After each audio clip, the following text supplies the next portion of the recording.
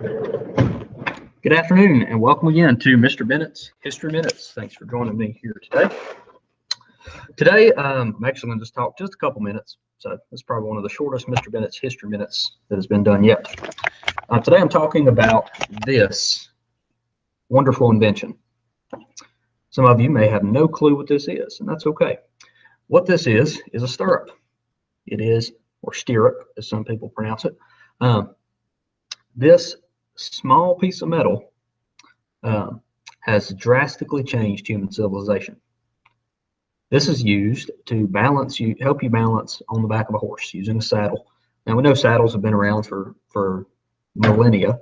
The Romans particularly had a really interesting saddle that had like 4 horns on it to help them ride, but they had no stirrups. The stirrup is really late to the game in terms of being invented and being used. But it changes warfare and thus civilization forever.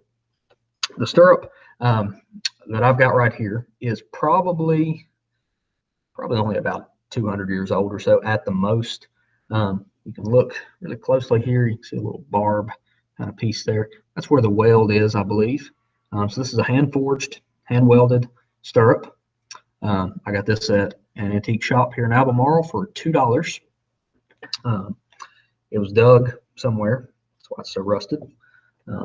So it could be from Civil War era.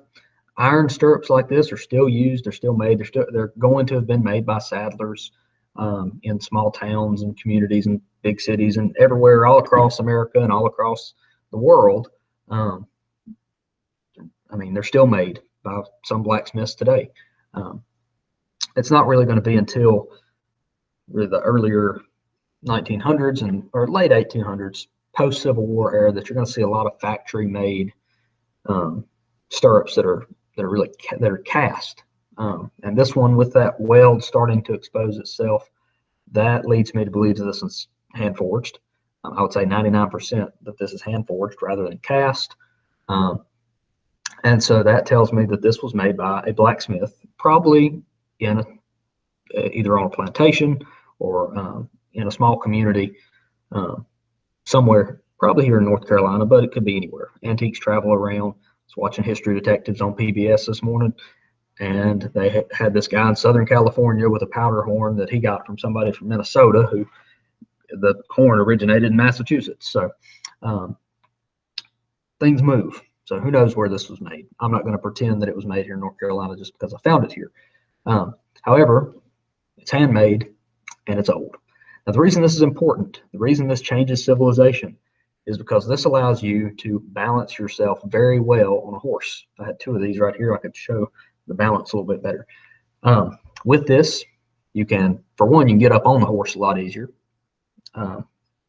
Here in the West, in European-based civilization, I don't know how they do it in other horsemanship disciplines and other civilizations across the world, but we tend to get on the horse on the left side, using the left foot in the stirrup. Toe goes in there, ball of your foot sits on it, and you stand up with that leg and swing your leg over.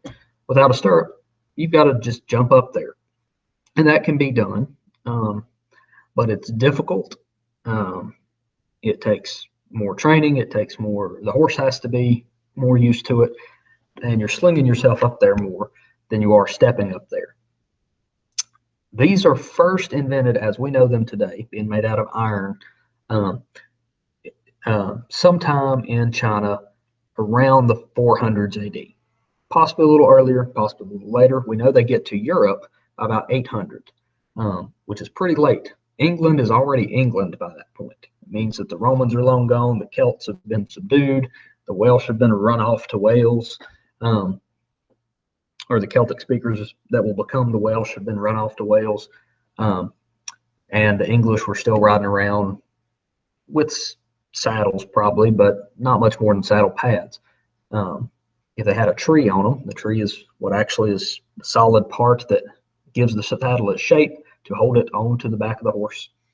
So it's not sliding as you're riding there. Anyhow, the tree is very useful. Once you have a saddle tree, these work a lot easier. But these go back even farther than ancient China. The earliest that we know about stirrups comes from around 2 to 300 BC in India. We see paintings and sculptures that show people using these little loops of leather around their big toes. Now, as somebody who rode horses for 15 plus years on a regular basis, I would never, ever, ever put my toe in a loop that's tied to something that's strapped on an animal, on a horse. But apparently that's what some of the ancient Indians did. And when I'm talking about Indians, I'm not talking about Native Americans. I'm actually talking about people from India. So the stirrup is going to start there. It's going to go east and north up into China. It's probably spread by these nomadic herdsmen in what's today Mongolia, up around this way, as it gets across the steppes of Eurasia there, where there were still very large horse cultures and where the horse was probably actually domesticated. It spreads to China, and the Chinese are the first civilization that's very continuous, that's going to develop these. They're going to be the ones that we're pretty sure take them from being made out of leather loops and wood to iron. They're going to put them on saddles with trees, and this allows cavalry to really become useful. Now, we know cavalry's been useful for thousands of years before this is invented. The ancient Assyrians had very, very good cavalry. The Romans had pretty decent cavalry. However, most fighting is going to be done by infantrymen. Cavalry are going to play an auxiliary role, or more for reconnaissance and stuff. My computer's about to die, so I'm gonna make this quick. This allows someone with armor to ride effectively, to ride longer. It allows you to be more comfortable on the back of the horse for the horse's sake. And you can ride faster, and you can have your hands free more. You control one with use one for the reins, but you're not just gripping the horse with your knees anymore. You've got a platform.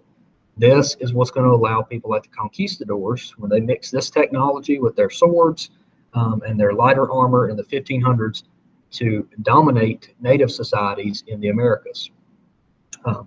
As well as this allows the Normans to take over the English in 1066. So this little invention, this stirrup, plays a huge role in transportation, in military, in communications, because then your riders can ride faster and carry messages quicker. The horse can last longer. The riders feeling more confident, not as likely to fall off. So this little invention has that impact on the world. Pretty cool. Thanks for watching. Stay tuned for more Mr. Bennett's History Minutes. Subscribe and have a good one.